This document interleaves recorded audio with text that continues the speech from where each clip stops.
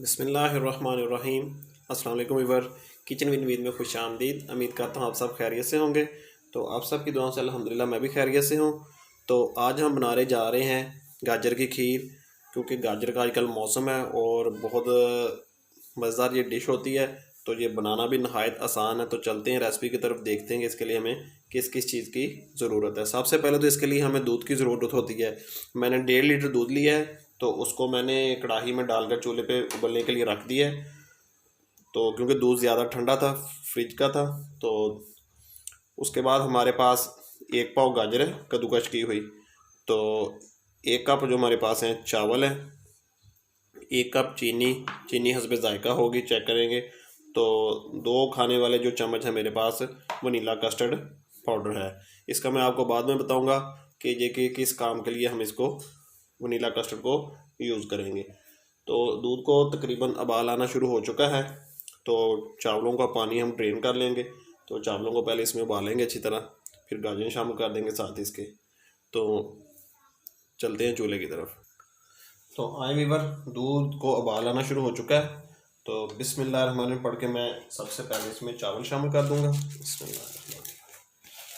तो साथ ही जो हम इसके गाजर है वो भी ऐड कर देंगे। बिस्मिल्लाहिर्रहमानिर्रहीम।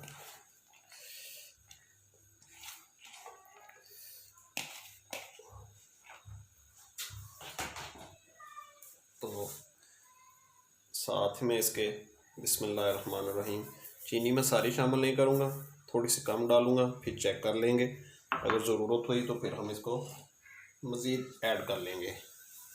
तो अभी इनको पकाएंगे अच्छी तरह 5 से 7 मिनट, ताकि हमारे जो चावल हैं वो अच्छी तरह सॉफ़्ट हो जाएं और गाजर भी हमारी जो सॉफ़्ट हो जाए। तो मिलते हैं इंशाल्लाह ताला 5 मिनट के बाद भी। तो आए वीवर, तकरीबन 5 से 6 मिनट हो चुके हैं। तो अल्हम्दुलिल्लाह चावल भी हमारे अच्छी तरह गल चुके हैं और जो गाजर कद्दूकश की थी हमने वो भी अच्छी तरह गल चुकी है। तो चीनी मैंने चेक कर ली थी, हमारे टेस्ट के मुताबिक ठीक थी, जितनी हमने पहले डाली थी उतनी थी। तो आप भी अपने टेस्ट के मुताबिक ही शामिल करें।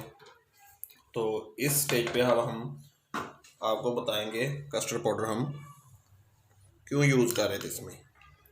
तो आप देखेंगे हो गई ना जो 5 मिनट में तैयार गाजर की जो खीर है हमारी।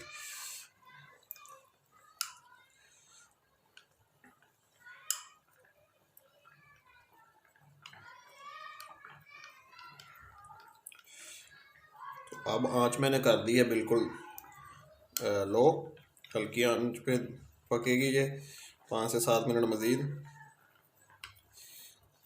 तो जो कस्टर्ड पाउडर मैंने लिया था 2 खाने वाले चम्मच, अब उसमें थोड़ा सा मैंने दूध ऐड किया है। तो दूध ऐड करने के बाद उसको अच्छी तरह मिक्स करेंगे और आहिस्ता आहिस्ता हम इनको शामिल करते जाएंगे और साथ साथ चम्मच भी हिलाते जाएंगे। ये जितनी भी शादी ब्याह की तकरीबात और पार्टीज़ में किसी भी किस्म की खीर जो बनाई जाती है ना, उसका यही सीक्रेट होता है, क्योंकि इतना टाइम नहीं होता उन लोगों के पास कि वो इतनी ज़्यादा मकदार में बनाने और उसको थिक करने के लिए सुबह से शाम तक पकाते रहें। तो आपके साथ मैंने एक प्रोफेशनल रेसिपी पिछले दिनों में शेयर की थी। तो ये वही ट्रिक मैं इसमें भी यूज़ कर रहा हूँ। बिस्मिल्लाहिर्रहमानिर्रहीम। अब कस्टर्ड पाउडर मैं शामिल करना चाहूँगा और इसको हिलाता जाऊँगा।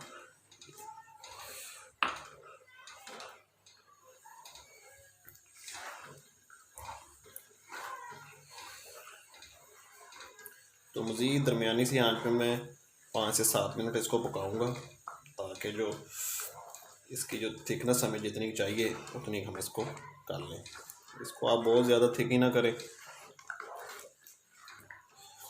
तो इंशाल्लाह 5 से 7 मिनट के बाद फिर मैं दोबारा आपको इसकी फ़ाइनल लुक दिखाता हूँ। तो ये लें वीवर, 5 से 7 मिनट मैंने मज़ीद इसको पका लिया है। तो जितनी इसकी थिकनेस हमें चाहिए थी उतनी हमने कर ली है।